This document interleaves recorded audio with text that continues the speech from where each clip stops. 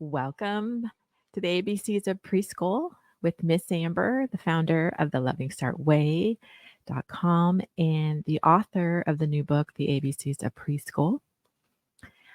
Today, I wasn't sure I was going to talk about this for a while, but today I'm 8 days post-op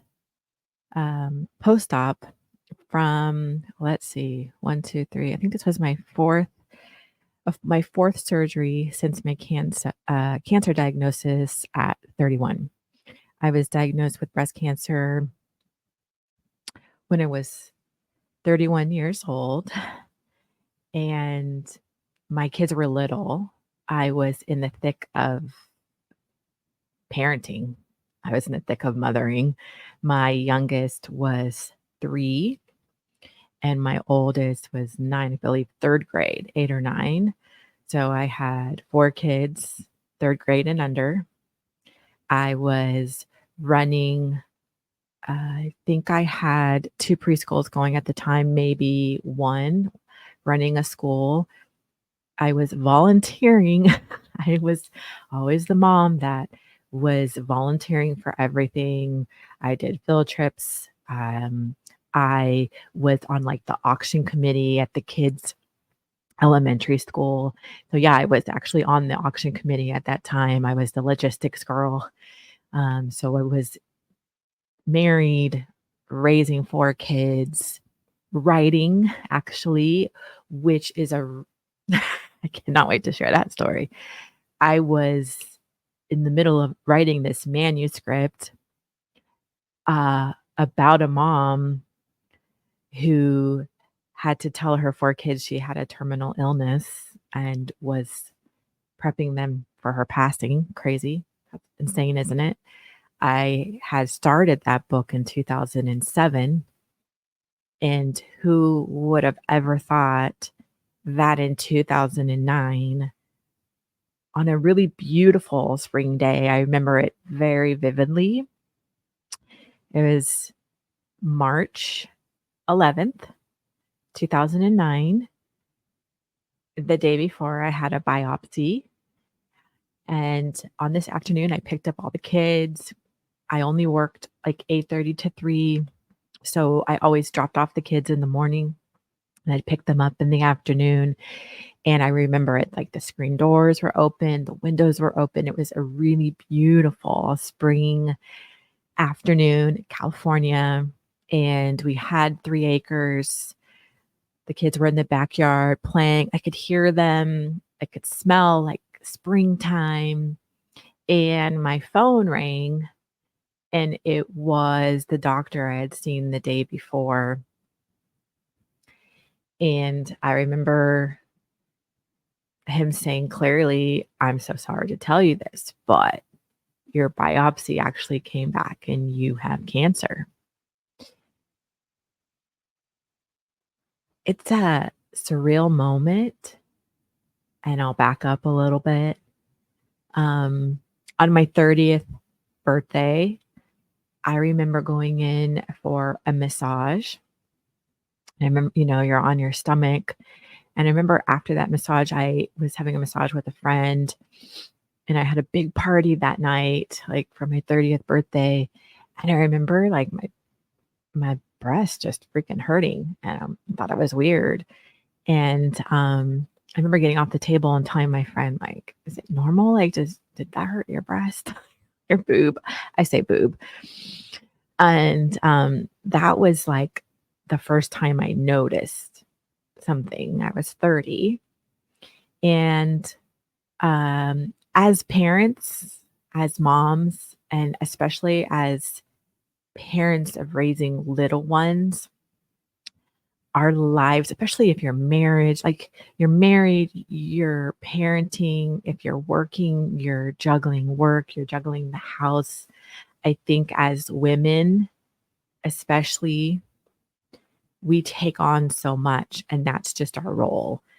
Like, we work, but we also have the home to take care of. If you have children, we also have like their lunches and the laundry and the scheduling of the meal planning and the prepping for that and volunteering and just juggling it all. And so I was thick in juggling all of it, juggling employees, juggling payroll. I was on this committee for the school auction. Life was happening and it was full steam. And so when I was 30 on my birthday, that was January 7th, is when I first felt something and I just felt like pain in my right breast. But we get so busy that we tend, and I'm going to encourage you not to do this and hear me out, but as parents, as women, we tend to put ourselves on the back burner and we put everybody else ahead of us. It's like in our nature. But that can be problematic sometimes. So that was January. Come October, I'm kind of like in the mix of parenting and not really thinking, especially at 30 years old, like I don't think it crossed my mind yet that this could be something bad. But I remember in October, I was reading a book to my daughter. I think actually all the kids were on the couch. I was reading a book and my hand like kind of like brushed against my breast and I felt lump number 2. And I was like, oh, okay, there's something here. Like I can actually feel it now. Like I felt like 2 different lumps going on. And that started the prompting of going to doctors. And even though I was so busy with everything else in my life, I started really thinking about like, well, I better kind of handle this because also my intuition was telling me that this something was not right. Like I just started to feel it like in my gut, in my soul, like something wasn't right. So October, I started going to doctors. I believe I went to like 3 different doctors, all telling me like, do you have a history of breast cancer? No. You're only 30, like that you're fine. And like young women, your breasts, when you're younger, having babies. And like I had my last son I was 27 and I nursed, my last time I was nursing was, he at 27. And then we adopted my daughter when I was 29. So it'd been a few years since I stopped nursing, but it felt like originally the pain when I was on my birthday, it felt like mastitis, like a breast infection. Like it's like how it started feeling like with like my seatbelt, like it would just hurt. Like it was constantly kind of hurting. And then I felt the 2 different lumps. So I started seeing doctors at like the breast clinics and you're fine, you're fine, you're fine. I finally went into one doctor who actually could feel the lumps. And I think it was fast forward. So it was now January. I think I went in January and actually a female doctor felt it and scheduled an ultrasound. And so I had started doing research late at night. Well, I was just really feeling like I think this might be breast cancer. And I had found, thankfully, I had found this, I think it was called Young Survival Group, Young Survivors, Young Survival Group, something like that. It was basically young women with breast cancer, like a support group. So I would put all my kids down to bed. And then at night, I was just on the internet, like reading, and trying to like soak up as much knowledge as I could. For me, I have found that I need info.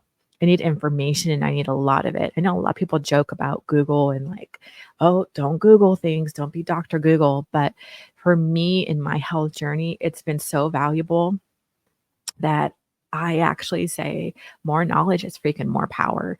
So I was soaking up so much knowledge. Like I was learning that like young women's breasts are really thick. And so they can be, have cysts in them and it's hard to see tumors sometimes.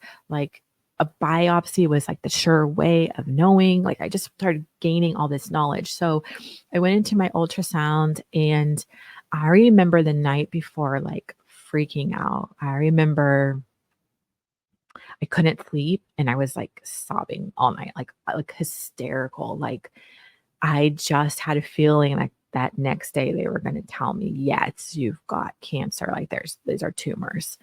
And I remember going to my ultrasound and I was so dismissed. I It was this lady that came in and she acted like I was, like, wasting her freaking time, and, she was doing the ultrasounding image, and I kept saying, "Oh, it's down. There's one here and one down here." I was trying to point to her to get the area, and she just was so, like I said, I felt like I was wasting her time almost. So she was done really quick, and then she's like, "I'll be right back." And then she left, and then she came in maybe like 10 minutes later. She's like, "You're fine. Go home. Maybe if you wanna check up in a year, but you're good. There's nothing there. You're fine. Go. Like, you're good." And I remember kind of being stunned a little bit, but like, "Wow, okay." Like, a little bit hopeful, like, "Okay, I must be, like, going crazy or something." But that nagging feeling never went away. Like, I still felt this nagging sense of something's wrong, and I truly believe that just from all the things I've been through, I feel like that intuition that we have, all of us have it. I feel like it's like our compass and it's our guide, and I think it could help us. But I think so many times we're so busy in life doing so many other things that we don't stop enough to be still and to be quiet to actually listen to our gut, to that intuition. I almost wonder if it's like, I think we have souls. And I mean, I don't know anything for sure. I mean, I've never died and I don't know anything, but I do think that we have a soul. And I think that our intuition is our compass, it's our guide. And if we can be quiet enough and still enough to listen, it can really help guide us through things in life. And it was going off like my intuition and my gut, even though that ultrasound said you're was negative and that lady was like, "You're fine, like go, like there's nothing there." It didn't sit well with me, and thank goodness. And so a few weeks went on, and I made another appointment to the breast clinic, and I went in again because I just had all this more the knowledge, and I really knew I needed a biopsy, like, I needed a biopsy or a mammogram or something, so I needed more imaging. So I went back into the breast clinic, and that was in March. It was March 10th. It was a Tuesday. I remember this. It was a Tuesday. And, I went in and it was a man and I had the same conversation. I've got 2 lumps. He checked my history. He saw that the ultrasound was negative. He was like, "What do you think? You got cancer or something?" And I remember saying, "Yeah, I think I might." And he went over my history and again, no family history of breast cancer. I said, "Can I need a mammogram. I need more imaging. I just feel like I need more testing." And he's like, "You can't have a mammogram. You're not 35." And I was like, "Okay." He's like, "Well, I can give you a biopsy if you want a biopsy. I can do that right now." And I was like, "Yes." I didn't even think about it. "Yes." I said, "I need a biopsy." "Yes." And I said, "Where do I sign?" And so, he goes out, sends in the nurse, they prep me for a biopsy, and I'm like, "Here it is, finally." Like, I know that I'm gonna know for sure. And, as he's doing the biopsy, I remember him saying like, "Oh, you'll hear back in like 4 to 5 days, but this it's probably nothing. It's most likely it's not cancer. You're too young." Like, it was again kind of dismissing me. But I remember leaving the office just with this weight off of me because I knew that, finally, like, I'm gonna have an answer. And, uh, sure enough, the next day, back to that beautiful spring afternoon, I can hear my kids playing in the backyard. I got that phone call from that same guy doctor saying, "Yes, it's cancer, and you're gonna need a mammogram, you're gonna need to see a surgeon, plastic surgeon, and you're gonna need more testing." And I remember my hand started to shake, but I was shocked, but I wasn't. It was a weird moment. And because I had so much knowledge and I had been listening and reading so many other women's stories, I just felt almost a little bit powerful because I had a lot of knowledge. And so I knew the things he was rattling off. I mean, I started taking notes, but from my research, I knew like these were the steps, the next steps. And it was crazy. And that began my journey through of being diagnosed at 31 with breast cancer and being a mom of really young kids. And it's I went into cancer land is what I like to call it. And you never think it's going to be you.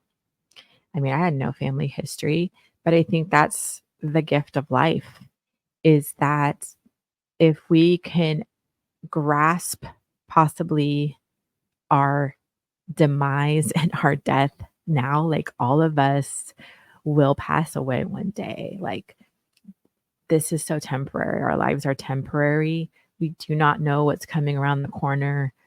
We don't know if the next phone call is going to be a really hard phone call to hear. So life is precious. And as moms, as parents, as raising little ones in the early years, as business owners, we are all juggling so much and on that hamster wheel, I like to call it, that sometimes we can ignore the very thing that we should never be ignoring is like our health and our well-being. To be the best parent, we have to take care of ourselves. And that's mentally, physically, spiritually, like all of it. To be the best version of ourselves so we can serve and help other people. So it really took me out of the busyness. And I think a lot of my busyness was also coping mechanisms that I'll talk about. And I had to step back from all of it. And I was always the parent or the person giving, giving, giving, giving. But I was now going to be on the receiving end of it.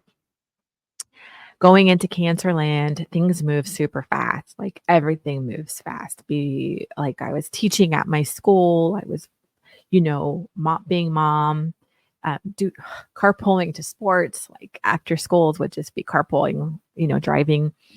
Everything kind of froze and stopped. And then I entered what I usually call is the waiting room, or a cancer term called the waiting room.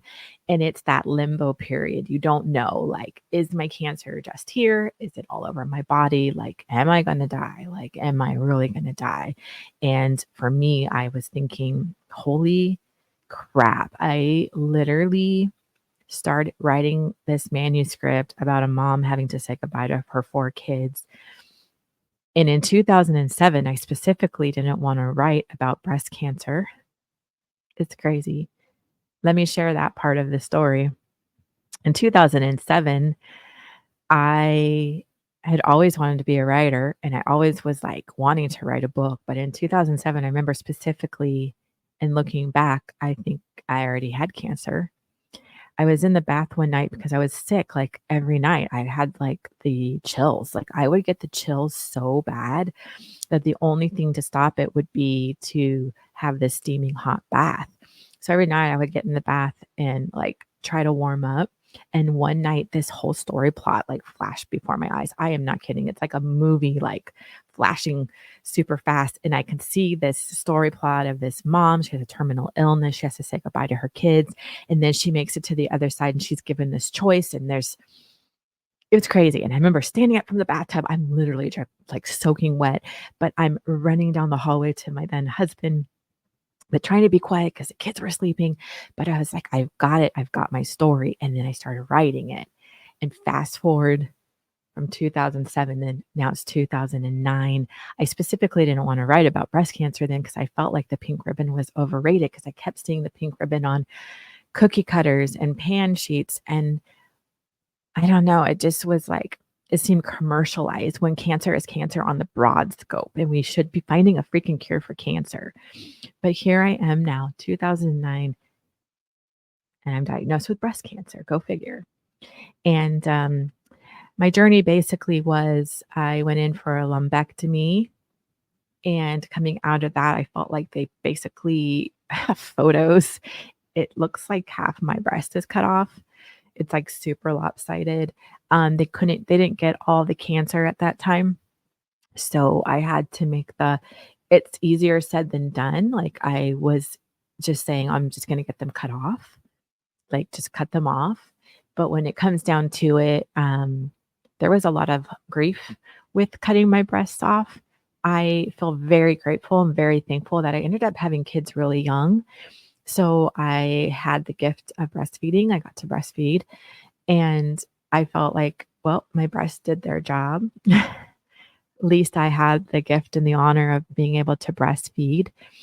But yeah, I actually threw my girls a going away party, which was a beautiful thing. Everybody wore pink. We had pink booby cupcakes. I don't know. It was just an all out like honor. We had like a henna artist tattoo. I had my cancer, my right breast henna, like a henna design. And it was a really beautiful night with like 40 women, very empowering. And it was like a goodbye party to my breasts. And so it was way harder than I imagined. And the surgery was really rough. But I had a bilateral mastectomy, and I remember that surgery was a little rough. And I think a week after I had that surgery, my daughter, I remember her coming home. She was at her cousin's house. The family, I will say my community I lived in and my family, the amount of support was tremendous because the script was flipped. I was on the receiving end, and it's really hard to accept help when you're always the one giving it. But it was a humbling experience. And I feel so grateful for everybody in my life at that time who rallied not only around me, but my family and my kids. People were picking up the slack of getting my kids to their sports and to school. Listen, I had meal deliveries for 10 weeks. I truly, it touched my heart of the human spirit. Human spirit is amazing. And as humans, we are amazing to each other when we can be and we want to be. And a week after my mastectomy, I have like drains coming out of me. I hear my daughter coming in the house, and I knew something was wrong. Like I could hear it. And my ex-husband brought her in, and he's like, I think she might have broke her leg. And I'm like, what? Oh my gosh. So we called the advice nurse. They told us it was really late at night. So we put her to bed. The doctor said, just give her some Motrin, put her to bed. And we took her first thing in the morning. And sure enough, she was on a trampoline the day before. And so she was put into a cast all the way up to her hip. She was just potty trained. So not only was I in bed and can barely walk, my daughter, who's 3, my little baby, had a broken leg. I have 2 amazing aunts that came to help. They took turns. Thank you to my amazing aunts. They took turns taking care of me. And oh my gosh, she had to be lifted to get to the potty. It was a crazy hard time. And then she was healing, and then I started going through, they were going to do reconstruction. So I ended up doing reconstruction surgery in November of 2009. And literally 8 days ago, I just had my implant exchange surgery. I'm like, it's fresh. And I've got my little thing, little sports bra thing on. So I just got had my implants replaced in exchange. So I think that's why I'm talking about this right now, because I feel like I am so thankful that I am still here. that I listened to my intuition and my gut, and I pursued it to know for 100% sure, like, it was cancer or not, like, with that biopsy, because if I didn't slow down and if I ignored my intuition, I truly think I would not be here today. My medical team at that time when I was going through my cancer treatment sucked. I They did a really poor job and missed, um, really crucial things in my cancer diagnosis. So at 31, I didn't go through radiation and I did not go through chemo, which I should have. But I'm thankful for my doctors that I have today who, 4 years after my diagnosis, I just always had this gut feeling too, like, they did not correctly diagnose me, and 4 years later, I did have my pathology redone by a university hospital, and yeah, sure enough, I was supposed to have all of these drugs, but my amazing oncologist that I have today, is my 5-year anniversary, and she's like, "Our goal is always to get you to 5 years," and she's like, "You're here." And, I am so thankful that I'm here, and I it is a gift, and I remember being in a lot of the chat rooms and just going through this journey, um, and a lot of those women are not here today. Sorry. And there's always this piece of maybe survivor's guilt, like, "Why why did I make it and they did not?" And that's the thing about life, like, it's not because one's a better person or more good or more bad, it's just life happens. So I'm super grateful, and this coming March is gonna be 15 years cancer-free, and what a gift. It's caused a lot of health issues that I didn't see moving forward from cancer.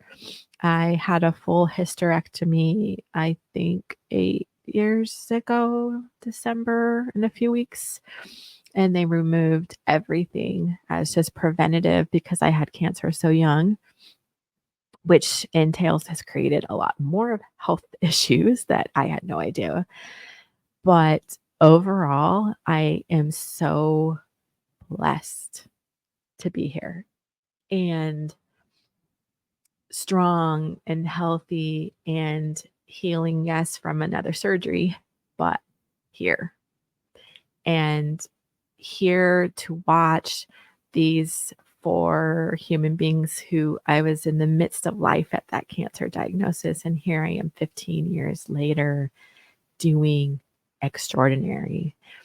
And I remember at my 5-year cancer anniversary, my oncologist looking at me and saying, "Congratulations, you've made it 5 years.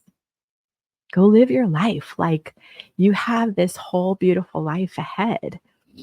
And I remember that was one of my turning points in life, was one of the moments I began to really change my life in a really, now looking back, a positive way, but then it was gonna get really hard.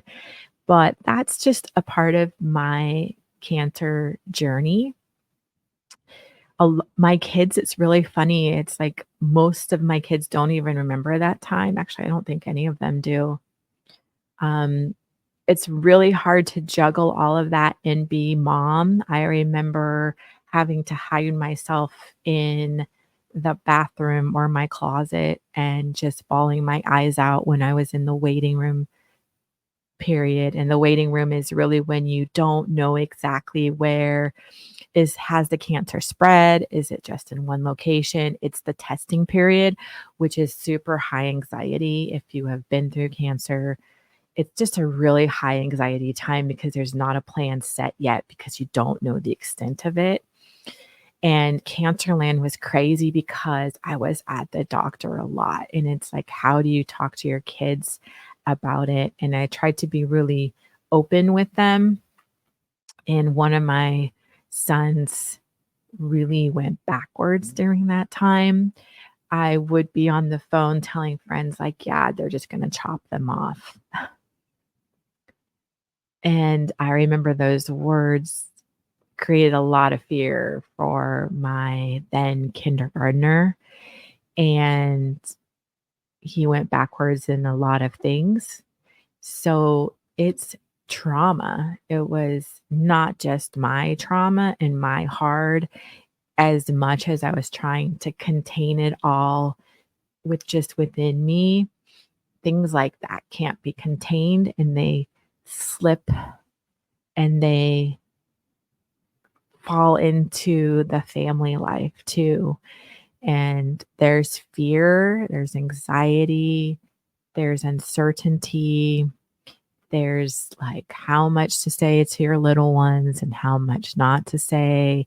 There's a balancing act of being strong mommy for your kids and putting on that brave face. But honestly, I'm so glad I had them during that time because it really forced me to be strong and to really be present with them as much as I could because these early years, be present, enjoy it.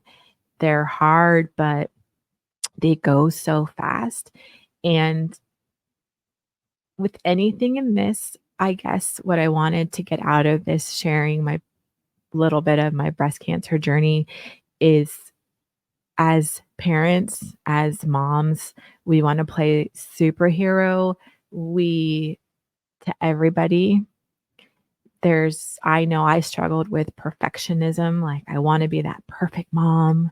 I want to, I never really did well with Pinterest wasn't totally around. Maybe it was around, yeah, when my kids were it was around, but I always wanted to be the Pinterest mom with the really cute Christmas, desserts at the parties and, like, all these fun things I never ended up being, but being present is everything, and taking care of yourself means you can show up better for your kids. I remember I had the drains on, I think it was 2 weeks past surgery, and it was Mother's Day. There was a Mother's Day tea, and one of my sons was in first grade, second grade, I think second grade. I was in so much pain, but there was no way in hell I was gonna miss this tea, and I remember begging my aunt, I'm like, "You're taking me." And I had, like, 4 drains coming out of me, and I had them, like, push pinned in. And there was no way I was gonna miss this Mother's Day event and have my son there without me. And I waddled into that classroom. I was, like, dripping with sweat, but I was there. And even in our hard, we can be there for our kids and for our little ones, but ask for help. I had a community rally around me, and I will be forever grateful. I wanna encourage you to listen to your intuition. Our children need us to listen to our intuition, right? Because our intuition could also spot off danger or really bad situations. Listen to your intuition when choosing a school or choosing a doctor. Like our gut, I think an intuition works. If I didn't pause to listen and actually make it a priority to keep going to doctors and to keep fighting for my health and to get that biopsy, I honestly don't think I'd be here. I really don't. So that's a little bit of my breast cancer journey. And I just want to encourage you guys as parents and being in the trenches of the early years and all the things that encompass those years and carpooling and sports and daycare and work and family life and married life.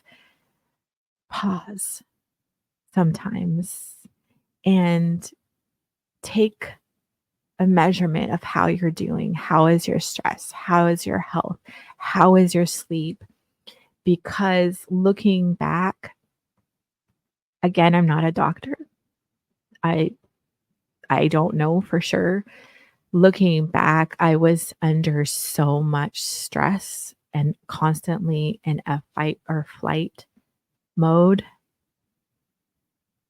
in a eggshell kind of home life environment that I think my immune system was so low.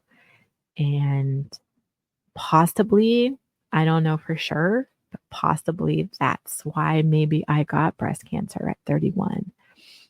It was my wake up call to look around, to check my life, and to see what was working and what was not. And a lot was not working at that time. But I'm here and I'm grateful for that journey because before cancer, Amber was very goal oriented and like I was busy a lot and volunteered a lot and had these big goals and dreams and would pursue them. But after cancer, that ticking clock of life got louder. And life is a gift. It truly is. Even in the really hard and messy, it's a gift. And I am so grateful that I am here and I'm alive and I'm healthy and strong. And I'm glad I've got an additional 15 years. And just, I hope you take the time to dive inwards a little bit and be present within yourself and listen to your intuition or your gut because maybe you're off course or maybe you are on course. Wishing you guys a fabulous week. Beautiful souls. This is Miss Amber with the author of the ABCs of Preschool and the founder of the Loving Start Way. Dream it, wish it, do it. Have a fabulous week.